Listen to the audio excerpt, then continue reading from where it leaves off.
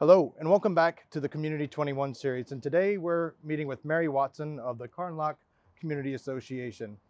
Carnlough, like many other rural areas, have been obviously going through a very difficult time with COVID. But Mary and many of her friends throughout her community have delivered on behalf of the community during this difficult time. So she's going to talk a little bit about that. And here's what she had to say.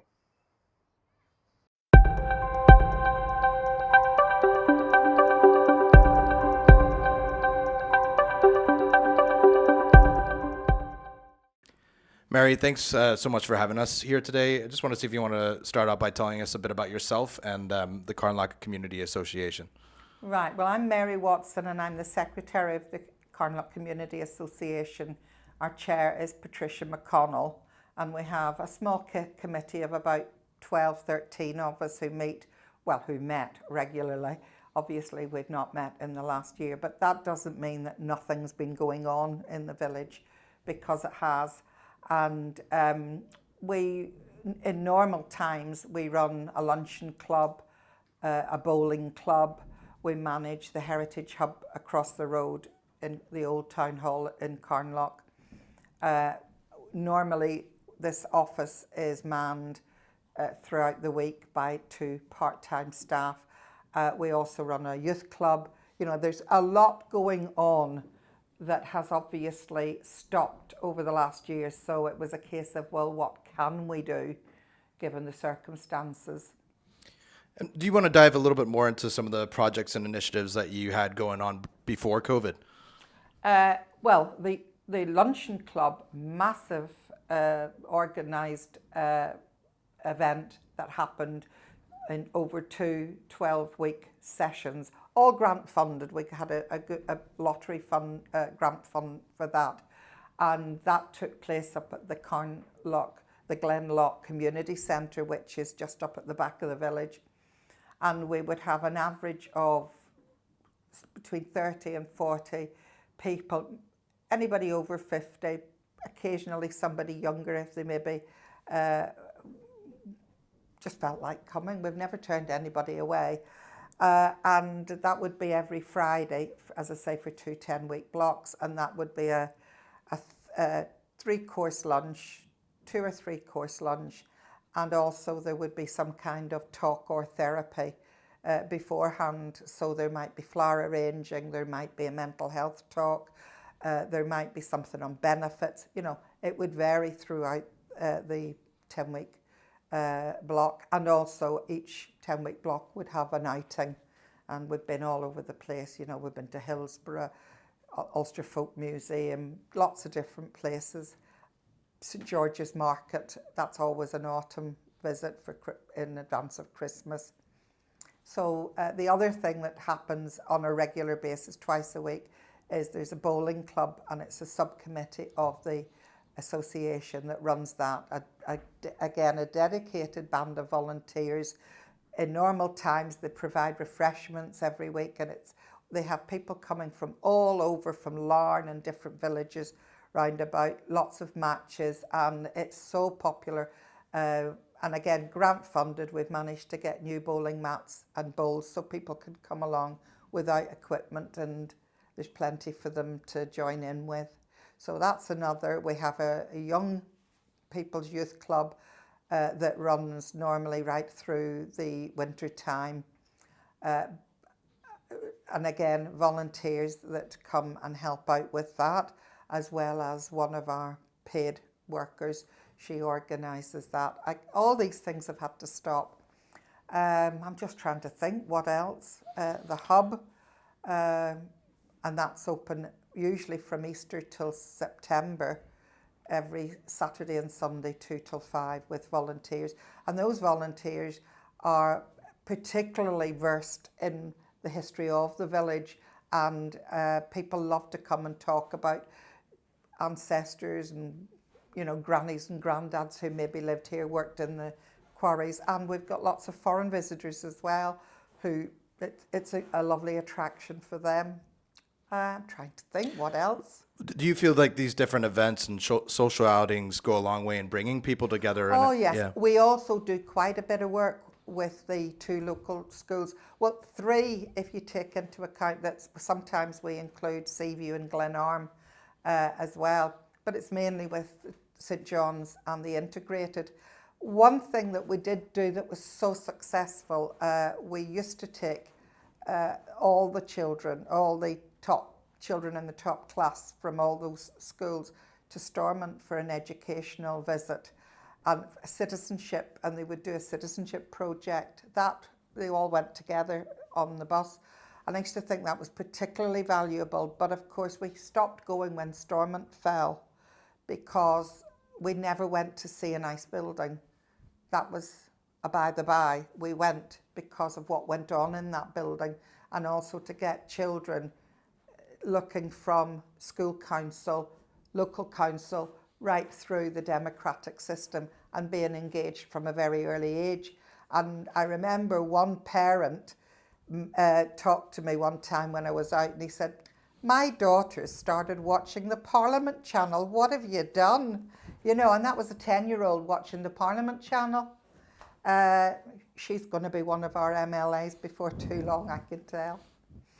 Looking forward to seeing that, absolutely. And we do gardening projects with the schools as well, lots of things. Just things to bring people together. And art, Christmas card competition every year. We choose one card from one of the schools to be our community card, and they all, and you know, there's a prize for every year group in each school. It sounds like you're doing an awful lot to transform communities and bring people together. I wanted to shift now to COVID. What have you done over COVID? How have you had to adapt, and what have you done over the pandemic? Well, a lot. The problem was that yes, we could get funding, as you know, lots of villages have, and our community association got funding, but most of our committee are of a certain age and either shielding or not in a position to go joining in, packing stuff, taking it out, all the rest of it. And certainly in the early days, that was great because we had a new body of volunteers that came, younger volunteers who were furloughed, not working, and able to help during the day and, you know, putting packages together and getting things out safely. And then as time went on and we started getting our jabs, more of the older ones were able to join back in again. But that was great because it brought new people in. And over the course of the year, we did food parcels. And again, that was mostly funded out of the grant that we got. But a local butcher in Larne also threw in extras, you know, so that was sort of helped along the way. And that gave us communication, because as you drop something off, it's a chance to say, "Are you all right? Do you need anything else?" And sometimes even just spending 10 minutes, not just dropping it off, but 10 minutes chat at the door with somebody who maybe hasn't seen anybody in several weeks. So that was good. And also each parcel had a leaflet with our email address and phone numbers should anybody need any further help or contact. People were ringing our chair constantly to say thank you so much, that, you know, really appreciate it. Besides the food parcels, we thought, what else would people appreciate? And with the local garden centre in Larne, Inver Garden Centre, who always support us with our projects in the school, planting stuff in the schools, you know, fruit, vegetables, flowers, that's gone on for a few years now. He came on board and we were able to purchase pots, each one with 5 small plants in to pot. And that not only is it something for people to do, but it's something to watch and see growing and enjoy. And we've done that twice now, and that's been really successful. People have loved that. So we've had planting, and then we thought, well, there's children as well. And when it came school holidays, we put together an activity pack for the school-age children. So they were passed out. And then we thought, well, the teenagers have had a rough deal. So they got like pamper packs with deodorants and face packs and you know, thinking of things for the boys and the girls, because I don't think the boys really wanted the face packs. But we did a really nice pamper pack for each, for boys and girls. Obviously, we couldn't do for every single person in the village, but we covered a fair old spread. I'm just trying to think what else. We did a St. Patrick's Day dinner, and that was delivered. And Kieran, who owns the cafe upstairs, he did the catering for that. He's totally brilliant. So that was delivered out. And he did the Christmas dinner as well. We normally would have a big Christmas dinner in the luncheon club with, you know, all singing, all dancing. Couldn't do that, but we did take a Christmas dinner out to everybody. And Kieran did the cooking for that. So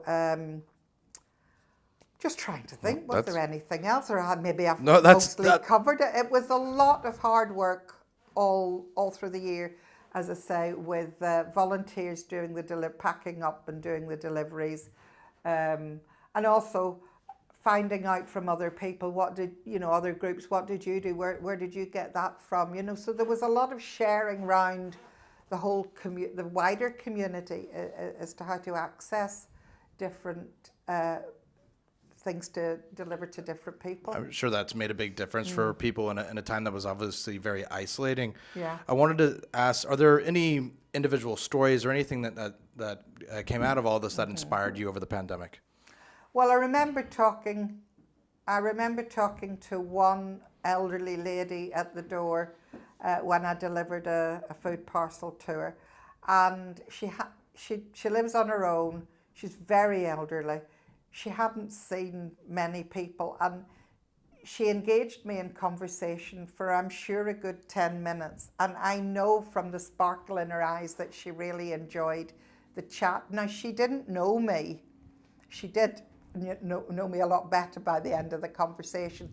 And now I know her. I've been twice, and it's given me a connection that I didn't have before. You know, so I think that was common with all of the volunteers, that often they were talking to folk that they'd not really engaged. So it gave that mix of, that generational mix. And some of the people who were delivered to were not always elderly. They were young families as well, where people may have appreciated a packet of just food. Small gestures like that can make a big difference Yes. for people. Yeah. Oh, that's excellent. Yeah. Good I think on you. there's a lot of people who've had a struggle here in the last year. So just two final questions here. The first is, what are your plans for after lockdown? How are you going to move forward with some of these services? Well, we're hoping to get luncheon. The bowling club has started. As soon as the council said that community halls could open, the bowling club was away. And they're operating every Monday and Thursday afternoon. It's a good socially distanced activity. It's socially distanced. They're not allowed to brew up anymore, but I'm sure as soon as they can, they'll be back to that as well. People can bring their own flask. Brilliant. So that started. Lunch, we can't use the kitchens, you see, yet. Luncheon club, we're hoping to get going by October and have a run-up. Shortened sessions, maybe not always have the therapy at the beginning, but certainly have the lunch and run that up to Christmas. So October, November, December, fingers crossed, all being well. Close to normal at least, yeah. At least. We opened the hub last weekend, Saturday, Sunday. That went very well. And as regards the other things that happen, we'll just have to feel our way through the rest of the autumn and see what we can do, and how we can progress. We actually managed to do some planting this year as well, towards the end of the summer term with the children. So there are things going on. We work very closely with the housing executive and supporting communities. For example, there's a planting going on at Croft Avenue at the moment, a community garden, which will be maintained by the tenants who live in the vicinity, and it'll have raised beds, potting shed, and they're so looking forward to that. That's already well underway. The workers are in from the executive at the moment, you know, laying the paths and building the infrastructure for that, and it'll have a small orchard as well. So there are lots of things going on. Excellent, Mary. Just last question here. As we're moving towards the end of this pandemic, hopefully, what's your message for the community at this time? Just to keep being a wonderful community. There has been, you know, the last year's been hard. We know we've lost people along the way, not always with COVID, but we've lost people who haven't had the send-off that they would normally get in the village. But just to keep to keep going and to keep joining in things when we get going again. We're having a craft day for the children at the end of August. Please come and join us and meet up again and, you know, get used to each other again.